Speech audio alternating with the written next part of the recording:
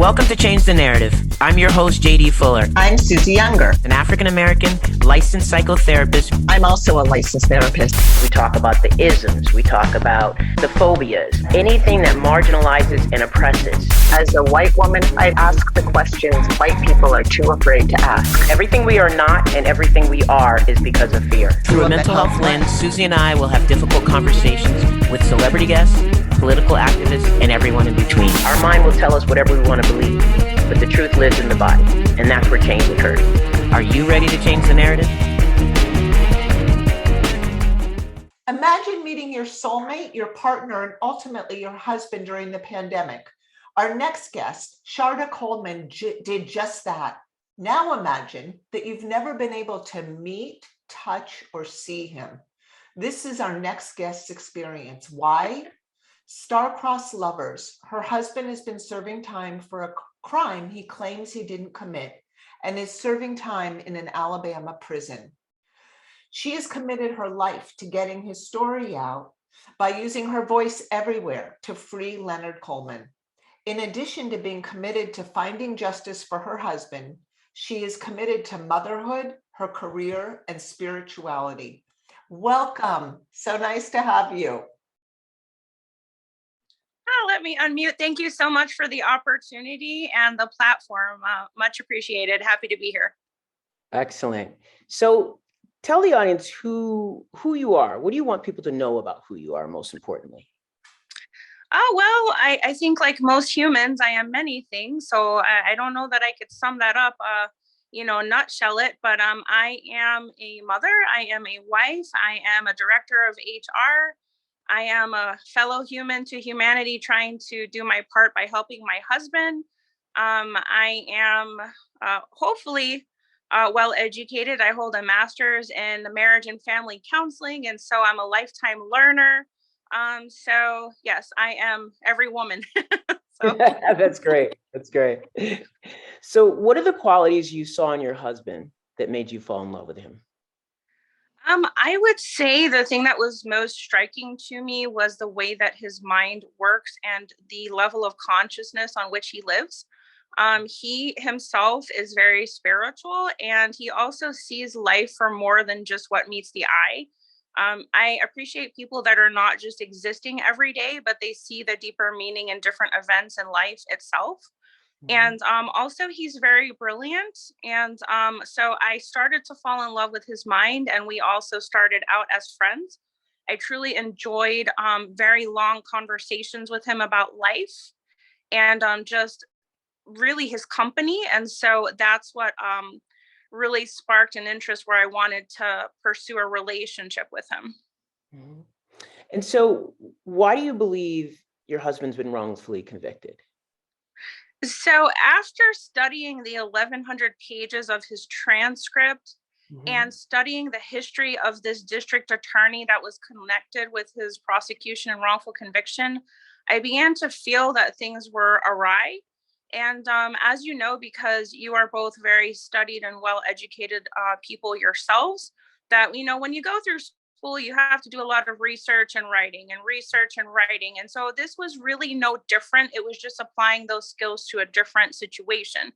So there was a lot of research, and as you see on my social media, writing that's gone into Leonard's advocacy. And I said, things are just not adding up here. First of all, there are no ballistics matches tying this man to the crime, and there was trial testimony of that. There are no fingerprints linking this man to the crime, and there was trial testimony of that. There were no witnesses to the crime other than a 4-year-old with echolalia, which is on the autism spectrum, which likely caused him to just repeat whatever authorities were asking him, and he never testified in court. Even the judge at the end of Leonard's trial said that he noted errors, but he was just going to zip up his lip. There was neighbor testimony at trial that Leonard was at home for 3 hours during the time that the crime window occurred. And so I also later on found there are 5 other men, due to internet research that I did, that are also claiming wrongful conviction out of the Mobile County Circuit Court. I later on found out that Ashley Rich, which is the prosecutor who wrongfully convicted him, was named as an outlier for death penalty cases by a Harvard report. So there are so many sketchy things surrounding this that I just felt that the evidence shows in black and white that he is wrongfully convicted. In addition to his character, the fact that he was also TSA background approved with no prior convictions, it just to me was very evident something was wrong with this conviction. So was he convicted alone in this case? Yes, there were no co-defendants. Yep. Okay. And is he in for a life sentence? He received a life sentence with the possibility of parole in 2026. Unfortunately, he's in a state that's not really paroling people, but technically his sentence is life with the possibility of parole. Wow. That's crazy that they have so many errors in one district like that and it hasn't been flagged. That seems unbelievable, but definitely in line with the injustice system. So what have you learned about the injustice system up close and personal in this on this journey? It is just very ugly. Like you study certain things like how African American males are treated as compared to other races. Even within that category, even lighter skin black males are treated differently than darker skinned black males. And just looking at recent events like the Kyle Rittenhouse trial and how, the white race is treated much differently than people of color.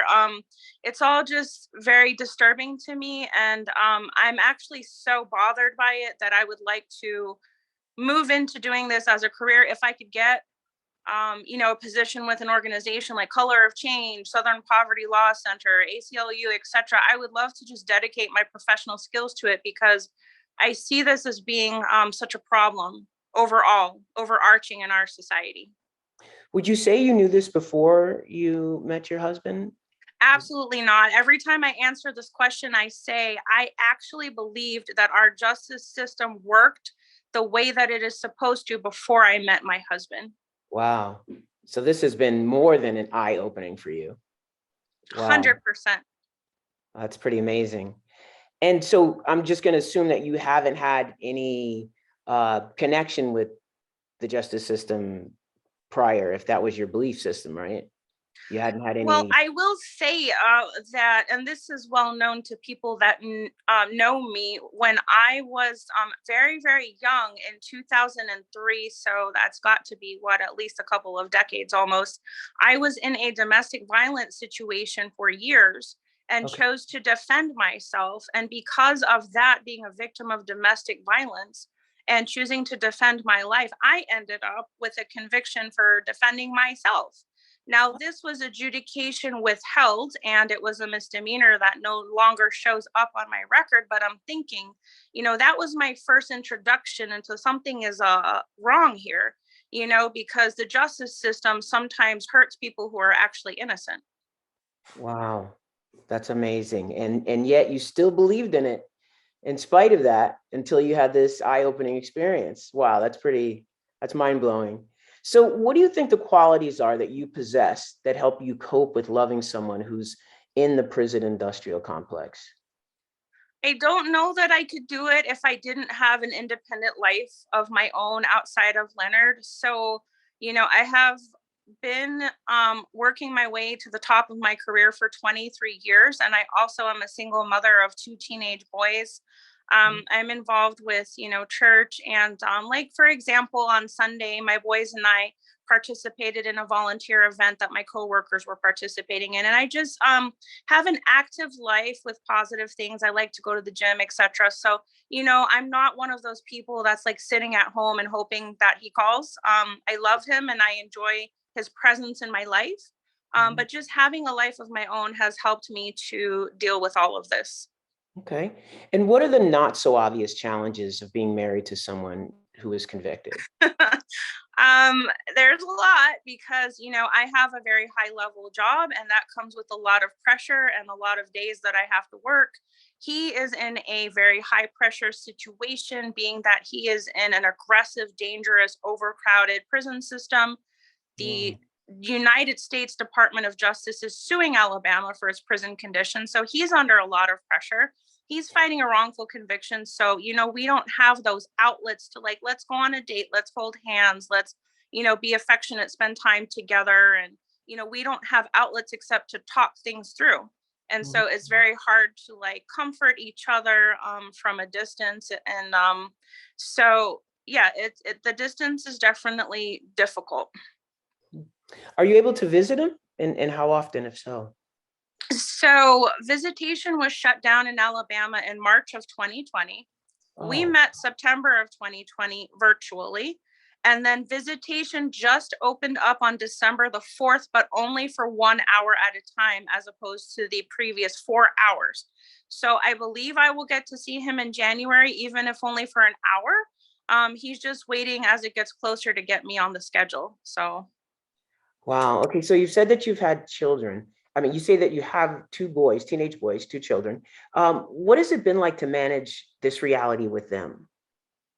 They're actually pretty upset about what he's going through. We see it as a human rights violation. And Okay. so I cite at the bottom of my change.org petition, my 16-year-old said, we were in the car, I was bringing him home from martial arts one evening. He's like, it's just not fair. All these years of Leonard's life have been taken and stolen. And, this is coming from my teenager who doesn't necessarily know any better. And so they speak to him on video and they have their own relationship, and he chit chats with them about, current news events, etc. And so, yeah, they're pretty upset about his situation as well. And I've used it as a teaching tool that these things actually happen present day in our society. So how many years has he done so far? He started his incarceration as far as and I think he was in county before the trial, but let's say a decade, because his official conviction and incarceration started on January 5th of 2012. So we're just coming up on a decade now. And since you've met, he's been able to establish a relationship with the boys, and they kind of have their own thing. So this is a family system for all people to understand. Like, you've created something here that is a family. Yes, and as his children, and I speak to them on Instagram and whatnot. So yes, for sure. Okay. So do you have the support of family and friends? No, that's a loaded question. So because of the level of where I'm at in my career, the position I have, the company I work for, I pretty much have to live a double life. But I did come out to my mom when we got officially married, because my last name was going to change and my mail goes to her house. So I didn't want her to find out in a way that was hurtful, or deceptive. So Yeah. I sat down in January when I filed the marriage license and had a candid conversation with her, so she knows. I have a couple of cousins that know, a couple of coworkers that know, but other than that, I pretty much have to live a double life to not put my career in jeopardy. As you're getting out there and you're kind of making the story known, are you concerned that the lines are going to start to blur? I wasn't in the beginning until I started having a lot of success with his campaign. Yeah. And usually I don't put photos of myself on my Instagram page unless it's to my story, which disappears in 24 hours. I don't use my full name. I've tried to kind of fly under the radar as much as I can.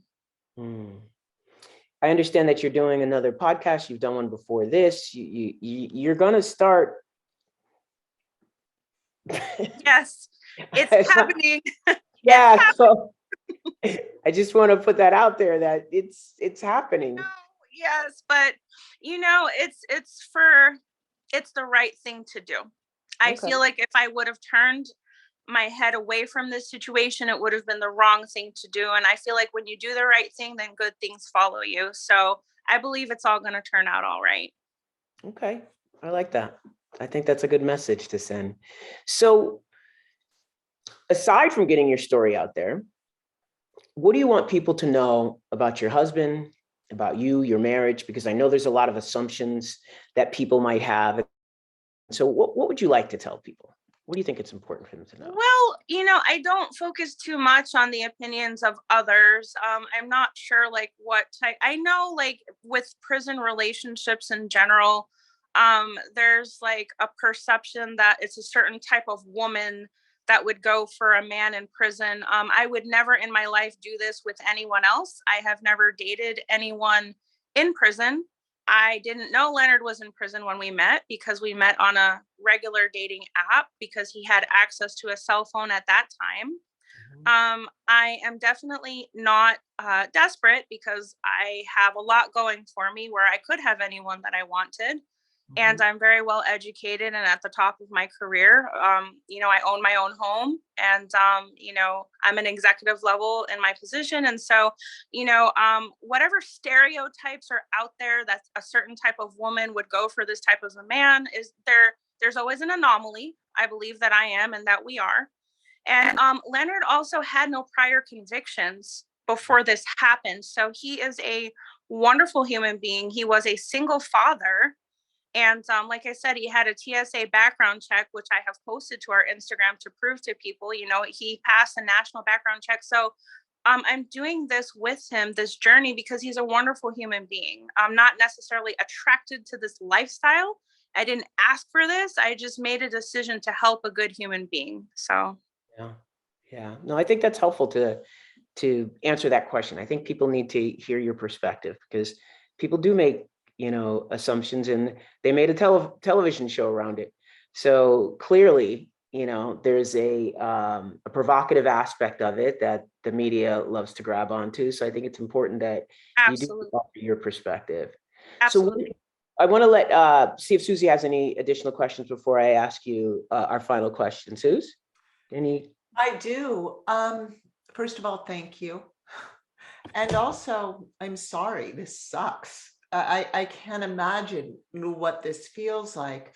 And, JD and I are both therapists, and you have a background in this. So I'm wondering how you manage your own mental health. Not well lately, because my life has gotten so busy. As the advocacy efforts for him have grown, I've gotten more contacts. His case is getting more attention. It's almost become like a part-time job. And then I also have a very demanding full-time job and a 45-minute commute each way. Sometimes I work 6-7 days a week. And then I have, my children that I'm very hands-on with my boys and involved in their lives. So I've been exhausted mentally and physically. And I also have fibromyalgia. So it's been tough. I think that the thing that I draw a lot of strength from my relationship with God and just prayer and worship. And when I need to cry, I cry. I'm honest about my feelings. I don't pretend that everything is okay. Like if I'm having a bad day, I talk to Leonard, I'm open with him, vice versa. We tell each other what we're going through and just kind of get it off our chest. If I need therapy, I know that I'm going to seek therapy. I'm very blessed to work very close to the University of Central Florida. Their community counseling clinic offers free counseling from the graduate students. I have an EAP program through my job where I could get free counseling sessions. So if I really felt I needed it, I would support my own mental health with counseling. But mostly right now, it's just through openness, communication, and my spiritual relationship. So I'm glad you have that resource, and I hope you do use it if you feel like it's getting to be too much, because it's a lot. I mean, what you're doing it's a lot. Mm-hmm. It's like the only word that comes to mind, unfortunately. Good, Susie. Did you have another question? I did, and it literally just escaped me. So oh, I know what I was going to say. So he had been 10 years incarcerated. Then you came into his life. And I'm a little curious about, so you met him, you fall in love, you haven't met him in person, you haven't been able to touch his lips or kiss his cheek, right? And yet you took it upon yourself to really be an advocate for his life. What did that look like in the beginning? Because this is someone that you actually, I know him through different means than the conventional getting to know and trust someone. So what was it for you where you were like, I trust this, I believe in this story, and I'm going to advocate for it?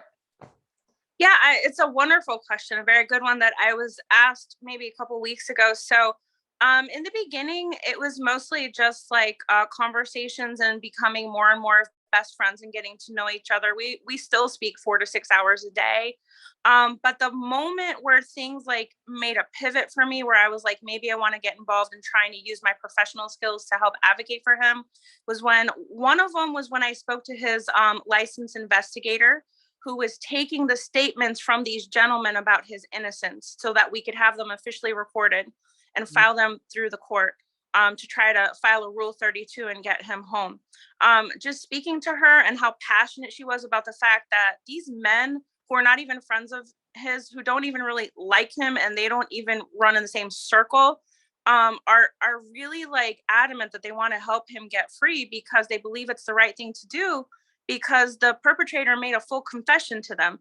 And just hearing the licensed investigator relay all this while I was on a phone call with Leonard, I'm like, wow, like there's facts behind this. You know, I had felt in my gut he wasn't the type of person who could really pull this off, but it's like, wow, now it's being confirmed by like witnesses, a licensed investigator. So that was like a big push forward. But the real impetus for me was when we actually filed the evidence with Mobile County Circuit Court in April, because the only thing that went through my mind was like, if I don't shine a light on this, he's just going to be another number that sits and rots in prison while we wait for the court to maybe answer him. Mm-hmm. And I felt like I needed to put someone's feet to the fire and hold someone accountable. Like, you need to take a look at his case because this is a human rights violation. So all I did was just try to shine a flashlight on the evidence that we filed with the court. Great question, Suze.